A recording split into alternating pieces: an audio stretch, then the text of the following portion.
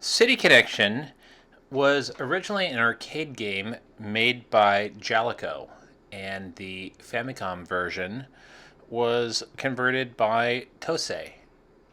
First of all, I just want to show you just what incredibly cute the Famicom version cartridge is. It has the screenshots on the back, bright yellow, colorful. It is everything that the bland gray NES cartridges are not. Originally, City Connection was an arcade game made by Jalico, and it came out in 1985. And Tosei made the Famicom port also in 1985, later on the same year.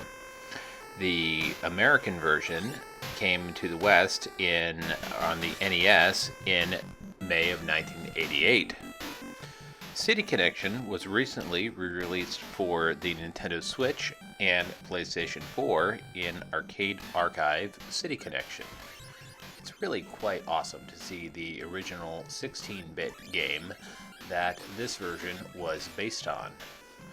Fundamentally, it is a platform game where the player plays a little car that can never be stopped. It moves along at mostly the same speed, although you can change the direction of the car, making it move slightly faster. It can do a 180 handbrake turn, a jump or a normal jump or high jump. And the object of the game is to drive through a series of cities and paint every part of the road as proof that you went through the city. And the goal is to drive all over the road while avoiding cops and cats. It is essentially a one-screen game. You can play the main character for the original Famicom version, and the arcade version is Clarice, blue-haired anime-inspired lady in a Honda City hatchback, which is where the term City Connection comes from, because you're driving a Honda City car. Clarice is being pursued around these various cities by the police for some unknown reason, and she can stop them by throwing oil cans at them. These are oil cans that are lighting around the road, which she throws forward, the cops spin around, and then you can hit them and knock them out of the way. The police themselves don't necessarily represent much of a threat because oil cans are present all over the place. And if you stay on the same area for too long, spikes will pop up from the ground. But the real enemy of the game are cats. These orange cats that show up all around that will instantly pop up in front of you. So the car is in the middle of the screen, and the cats will just pop up randomly, and it really takes, you have to turn around very quickly to avoid hitting them, and they seem to pop up right where you want to go and where you need to go in order to do it. And they play a Japanese song called Neko Funjata. I Stepped on a Cat is a traditional Japanese song that plays. So when you hit a cat, you instantly die. It's unknown how they precisely kill you, or if you die due to your, being so put out yourself. But it is a hard game.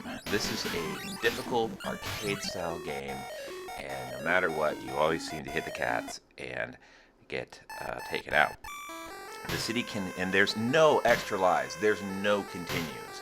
You have 3 lives, you play, and then when you try and get as far as you can, and that's it. And if you die in a level, or if you lose life, or more precisely, take out the life of a cat, you can continue on that, until you run out of lives, so you don't lose your progress painting the town, but there's no way to continue. And I wish there was. The arcade had a ton, 12 different locations all around the world. Each had different music and really colorful backgrounds. However, I think the Famicom/NES version had less stages, but I can't really verify this because I've never been able to get through the third stage. So, when this game was localized in the US, they took out Clarice but changed it to a generic blonde dude who smoked after every level. I mean, the 1980s was a really weird time that, God forbid your character was a girl, but playing as a smoking guy was okay. And, Clarice had heart in the Japanese version, and she'd go and she'd throw up her sign, but the smoking dude was present in the US version for some unknown reason. He was stoic and cool, but apparently on the scene he did on the title screen, he did also flash the peace sign. So who knows in the City Connection cinematic universe if they're related to each other. The two versions of the game are connected, but I just thought that was amusing. City Connection is an unabashedly retro game in an old school game, even for its time in 1985. Really sort of feels more like an earlier 1980s game. And relatively simple, brutal difficulty, really awesome city pop vibe. One thing I love about this game is that it just screamed 1980s just so much. This mid-80s aesthetic, the animation of the car turning around and the window reflections on the car are actually pretty good for the early Famicom, for the N-ROM early games.